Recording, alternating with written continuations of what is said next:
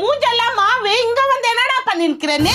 ஐயா சாப்பாட்டுல உப்பு இல்ல, அதுக்கு உப்பு எடுக்க போன மாவு மேல கொட்டிக்கிச்சா? டேய், நான் சாப்பாடே செய்யல, காசு ராபரி அடிக்க வந்துட்டு உப்பு போட வந்தேன்னு சொல்றியா நீ? ஐயா ஸ்கூல்ல பசங்க 10 ரூபாய் 20 ரூபான்னு எடுத்துன்னு வராங்க. எனக்கு யார் யாக்கிறாங்க? நீ தானே யாக்கிற. அதுக்கு மேல இருந்து காசு எடுக்க போன மாவு கொட்டிக்கிச்சு ஐயா. டேய் பேரா, பாவமா மூஞ்சி வச்சுக்கின்னு நீயே சிம்பத்தி ஒண்ணு கிரியேட் பண்ணிருக்கிறியா? 20 ரூபாவா எடுக்கிற, ஒரு நாளைக்கு 100 ரூபாய் எடுத்துன்னு போற, அது தெரியாதுன்னு நினைச்சுக்கினியா?